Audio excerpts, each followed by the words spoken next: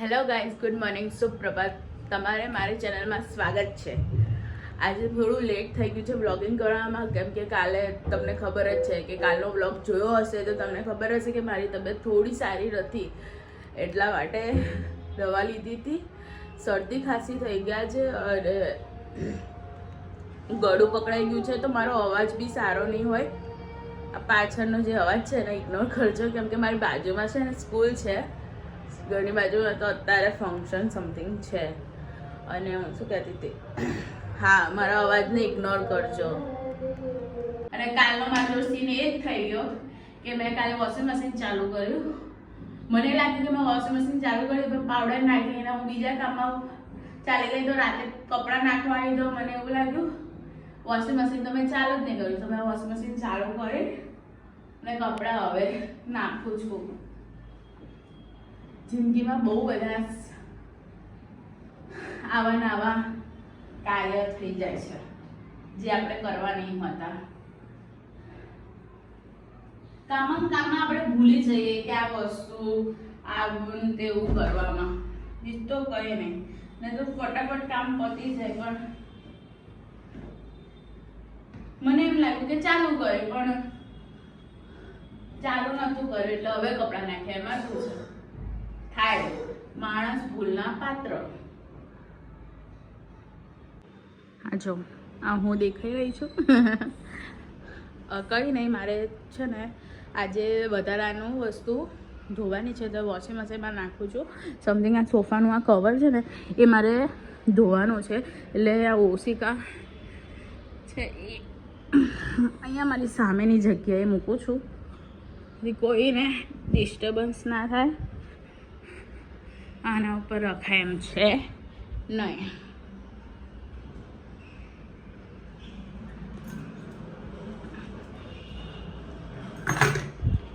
Vlogging કરવી બી મજા આવે છે, કે આપણું બધું આપણું બતાવું કે આવી રીતે કરાય, આવી રીતે કરાય, એન્જોય કરીએ છીએ. હવે આ જશે વોશિંગ મશીનમાં. જો આ નીચેનું કેટલું વાઇટ છે, હા એટલા માટે જ. પહેલાં અમે છે ને ખાલી આ ચાદર છે ને નહોતા કરાવવાના, ખાલી આવું જ કરાવવાના હતા. એના પર ઓશિકા એટલે કુશન મૂકવાના હતા.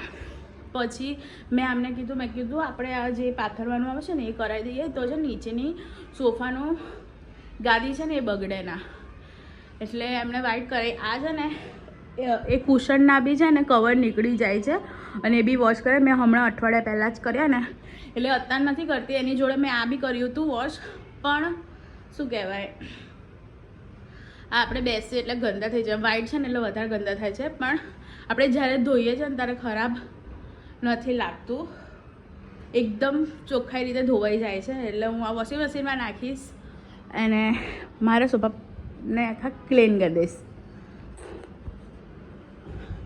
ચલો વોશિંગ મશીનમાં જઈએ.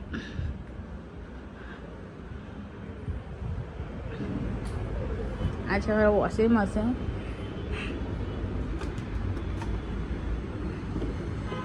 એમાં નાખીશ. બધા અંદર આમ એવી રીતે નાખતા હોય છે, પણ હું ડાયરેક્ટલી જ પાવડર નાખી દઉં છું.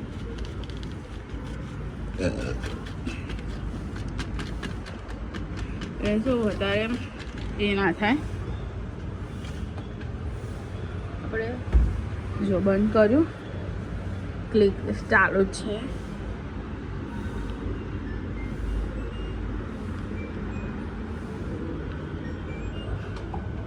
આ મારે કલાકમાં હવે ધોવાઈ જશે, એટલે હું હવે મારું બીજું કામ છે જે રસોઈનું કરવા મળી છું, અને થોડું બહાર છે ને ઝાપડ ઝૂપડ કરી દો. આ તો એની જગ્યા જ રહેશે, બીજું થોડું બધું અંદર બેડરૂમમાં ને બધું અવરી દો, એટલે મારું કામ પૂરું. અને ખાલી મારે રસોઈ જ બનાવવાની રહેશે.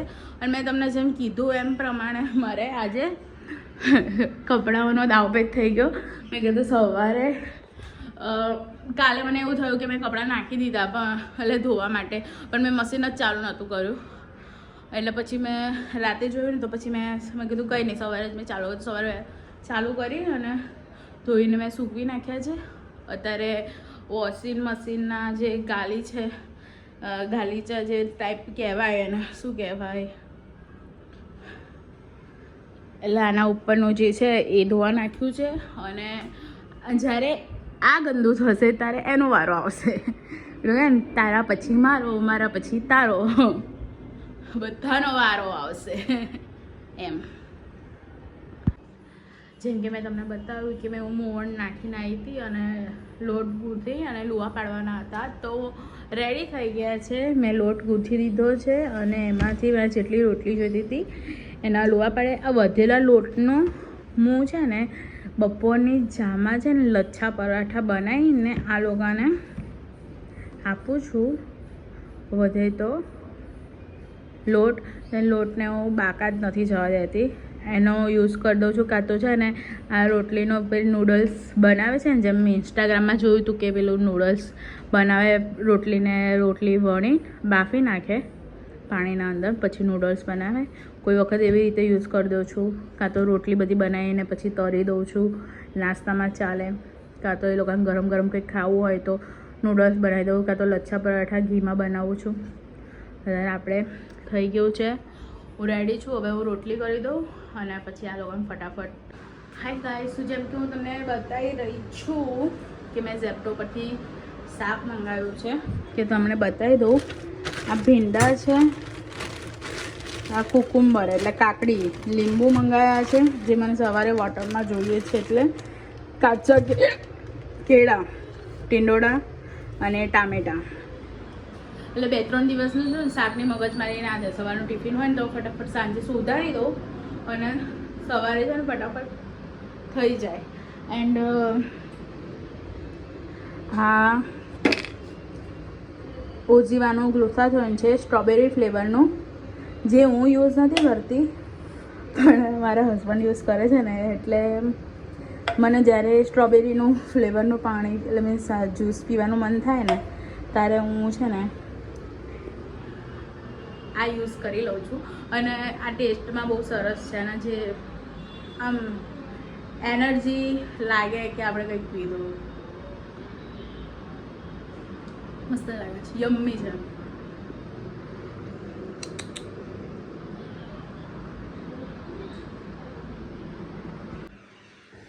વોશિંગ મશીનમાં જે નાખ્યા હતા સોફાના કવર એ સુકાઈ ગયા છે. જો ધોવાઈ ગયા છે, નાખી દીધા છે. આ કપડાં સુકાઈ ગયા છે એટલે હું વાળી દઈશ. કપડાં જે મેં સોફાનું હતું એ નાખી દીધું. પછી મેં તમારે કીધું કપડાં વાળવાના હતા, તો કપડાં વળાઈ ગયા છે એટલે મારું કામ પતી ગયું. હવે સાંજની રસોઈ છે, હવે થોડા ટાઈમ પછી કરીશ. એટલે વાગી રહ્યા છે 3 વાગે છે, એટલે પછી આપણે 4-5 વાગે આપણે કરીએ. હાય ગાઈઝ, જો મેં છે ને ચા મૂકી દીધી છે, 6 વાગવામાં આવ્યા છે. ભાજી બની ગઈ છે.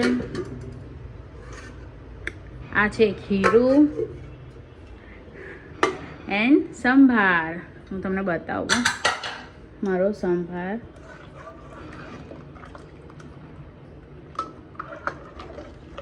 એન્ડ બધા આવશે એમ ગરમ ગરમ. તમે ગેસ કરો કે શું બનાવી રહી છું, એટલે ગરમ ગરમ હવે હું જ કહી દઉં તમને. ગરમ ગરમ ઢોસા બનાવી રહી છું. કોપરાની ચટણી કોઈ ખાતું નથી એટલે મેં બનાવી નથી, ખાલી સંભારો બનાવ્યો છે એન્ડ ઢોસા. કોને કોને ભાવે છે એ મને કોમેન્ટ કરજો. અને આ ચા બની રહી છે મારી. ચલો આગળ વ્લોગમાં કન્ટિન્યુ કરીએ છીએ. હાય ગાઈઝ, બનાવી રહ્યા છે આપણે ઢોસા. જેમ કે મેં તમને કીધું, મેં બધી તૈયારી કરી દીધી છે. આ લાલ ચટણી મેં ઘરે બનાવી છે મરચાંની. આ બાજુ ગળ્યું દહીં છે અને આ પહેલો ઢોસો ઉતરી રહ્યો છે. હવે આના પછી હું તમને આ સાદો ઢોસો છે જે પહેલો ઉતરે, એના પછી હું ચીઝ ઢોસો તમને બનાવીને બતાવી રહી છું કે કેવી રીતે ઉતરે એમ મારી સ્ટાઇલમાં.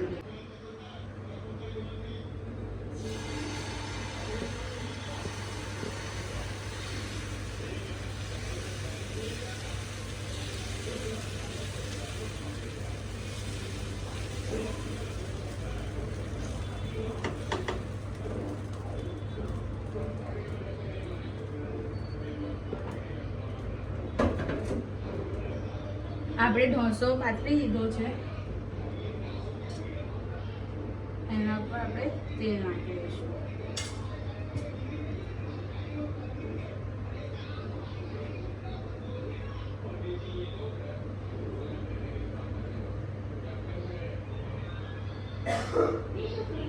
આ લાલ ચટણી છે જે મેં સૂકા મરચાંની પેસ્ટમાં નહીં બનાવી છે.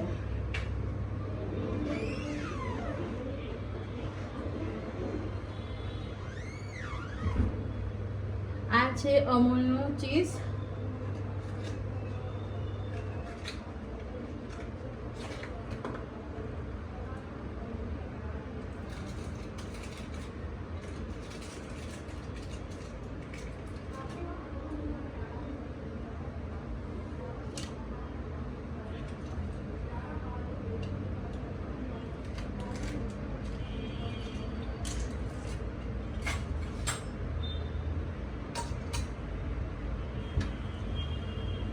આપણે આને મેલ્ટ કરી દઈશું. મરચાંની પેસ્ટ પાથરી દઈશું.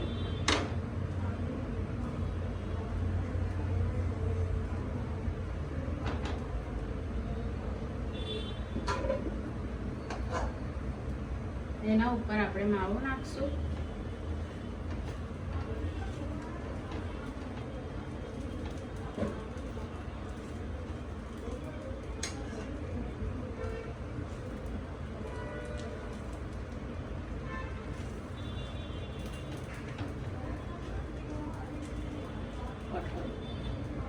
જેમ કે મેં તમને બતાવ્યું હતું કે ચીઝ ઢોસા બનાવી છે.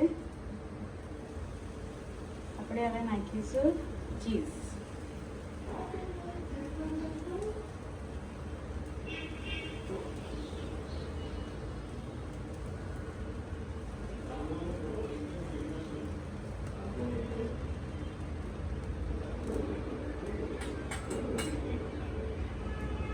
ચીઝ મેલ્ટ થશે.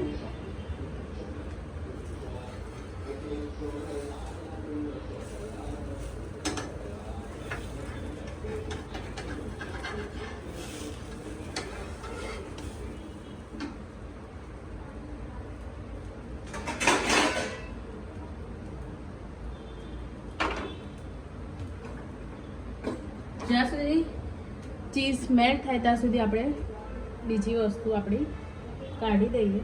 હજુ ખસ્તા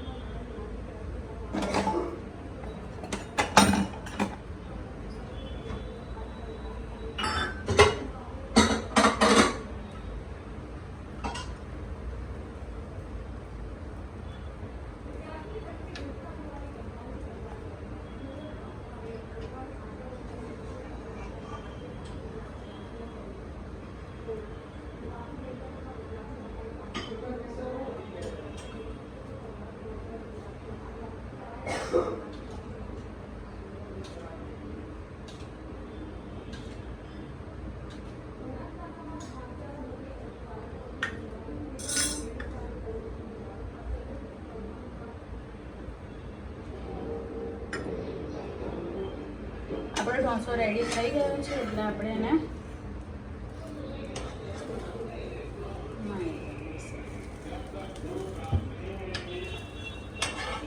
આ ક્રિસ્પી સરસ થઈ ગયો છે. એની જોડે સંભાર એન્ડ મને લઈ જાય આપણો ચીઝનો ઢોસો, સંભાર અને ગળ્યું દહીં.